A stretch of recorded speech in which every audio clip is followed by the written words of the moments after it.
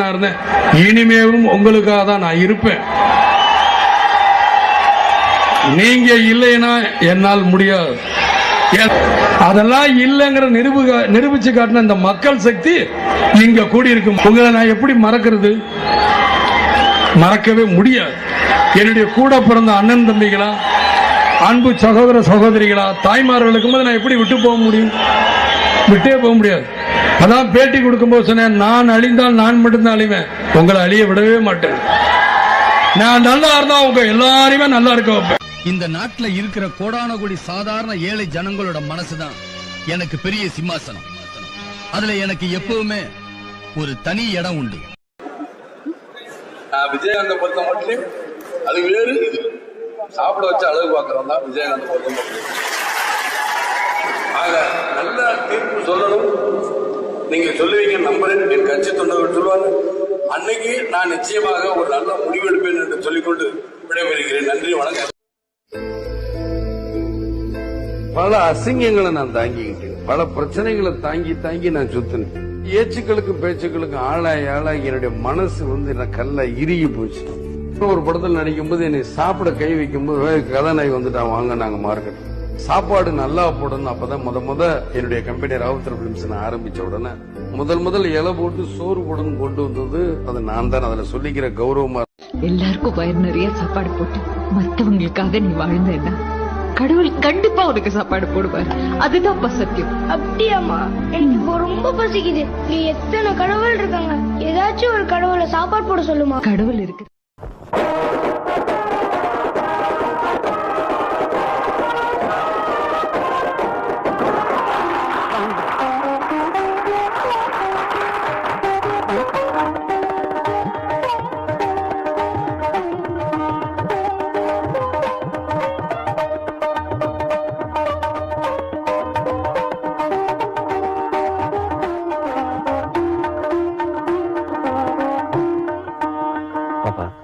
நல்லா இருக்கியாமா?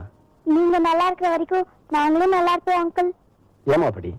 நீங்க நல்லா இருந்தாதான் எங்களை மாதிரி கண்ணு தெரியாதவங்களுக்கும் இந்த நாட்டுல உள்ள ஏழைங்களுக்கும் நிறைய உதவி செய்ய முடியும் அங்கிள். அங்கிள், உங்க படம் எல்லாம் நல்லா ஓடணும் அங்கிள். நீங்க நிறைய சம்பாதிக்கணும் அங்கிள் அப்படின்னு நாங்க ஆண்டவனை வேண்டிக்கிறோம் அங்கிள். குழந்தை தெய்வம் ஒண்ணு.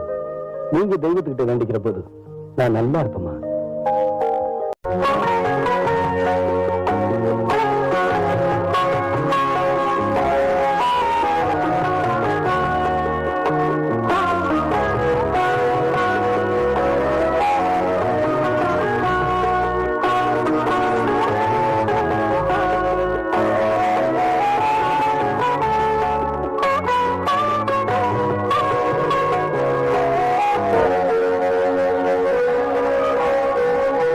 நடிகர் விஜயகாந்தின் மறைவு திரையுலகினருக்கு மட்டுமல்லாமல் ஒட்டுமொத்த தமிழக ரசிகர்களையும் ஆச்சரியத்துல ஆழ்த்தியது. இருந்தாலும் அவர் இறந்ததிலிருந்து இன்று வரை அவருடைய நினைவிடத்தில் நாள்தோறும் அன்னதானம் வழங்கப்பட்டு வந்துட்டு இருக்கு. வெளியூர்களில் இருந்து சென்னைக்கு வருபவர்கள் எம்ஜிஆர், கருணாநிதி, ஜெயலலிதா அவர்களின் நினைவிடங்களை பார்க்க போகிறார்களோ இல்லையோ விஜயகாந்தின் நினைவிடத்திற்கு வந்து அவருடைய ஆசிர்வாதங்களை பெற்று செல்கிறார்கள். இந்நிலையில் பிரபல நிறுவனமான லிங்கன் புக் ஆப் ரெக்கார்டர்ஸ் சார்பில் மறைந்த தேமுதிக தலைவரான விஜயகாந்த் நினைவிடத்திற்கு உலக சாதனை விருது கிடைத்திருக்கிறது. தொடர்ந்து உணவு வழங்கும் உலகில் முதல் நினைவிடமாக விஜயகாந்த் நினைவிடம் கருதப்படுவதாக இந்த நிறுவனம் பாராட்டை தெரிவித்து இருக்கிறது. மேலும் கடந்த 125 நாட்களில் கிட்டத்தட்ட 15 லட்சத்திற்கும் மேற்பட்டோர் இவருடைய நினைவிடத்திற்கு வந்து அஞ்சலி செலுத்தி விட்டு போகிறார்கள் என்பது குறிப்பிடத்தக்கது. சீனாவில் கூட ஒரு குரு இருந்தாராம், ஆன்மீகத்தை வளர்க்கணும்னு சொல்றதுக்காக அவர் 12 சீடர்களை கூப்பிட்டுக்கிட்டு போனாராம். அப்போ ஒரு சீடர், எல்லா சீடர்களும் சின்ன சின்ன பொருளா கையில் எடுத்து வச்சுக்கிட்டானா, ஒரே ஒருத்தர் மாத்திரம் ரொம்ப பெருசா தலையில தூக்கி வச்சானா. குரு பார்த்து சிரிச்சாரா, எல்லா சீடர்களும் கிண்டல் பண்ணானா, ஏன்டா நாங்களே இவ்வளவு சிறுசா எடுத்து நீ ஏன்டா இவ்வளவு பெருசா எடுத்துக்கிட்டேன். ஆனா தூக்கி வச்சதுனா எல்லாமே சாப்பாடு போட்டணும்.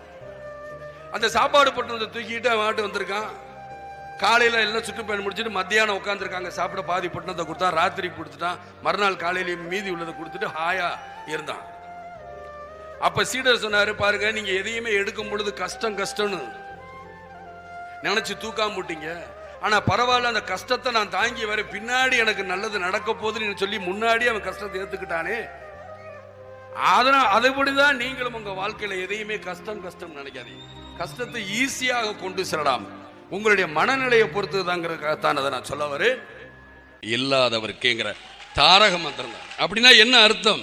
நீங்க 4 பேருக்கு உதவி பண்ணுங்க தான் சொல்றேன். உங்களை திரும்பவும் கெஞ்சி கேட்டுக்கிறேன், உதவி பண்ணுங்க. நான் தர்மம் பண்ணனால தான் இன்னைக்கு என்னை அசைக்க முடியல. ஏன்? தர்மம் தலைகாக்கும், தக்க சமயத்தில் உயிர் காக்கும்னு பாடியிருக்காங்க. அப்ப தர்மம் தலையாக்கும் படத்துல எம்.ஆர். ராதா சொல்றார், தம்பி அடிக்கடி தர்மம் வந்து உயிரை காப்பாதுன்னு, என்னை அடிக்கடி காப்பாத்து. அதுக்காக தான் சொல்றேன். ஏனென்றால்னா அந்த தர்மம் செய்யுங்க. சும்மா அதான் சொல்றேன், செத்தா என்ன கொண்டு போறோம்? ஒன்றும் தைரியமா நான் மாறுதட்டி சொல்லுவேன். சாப்பாடு என்றால் அதில் விஜயகாந்த் தவிர யார்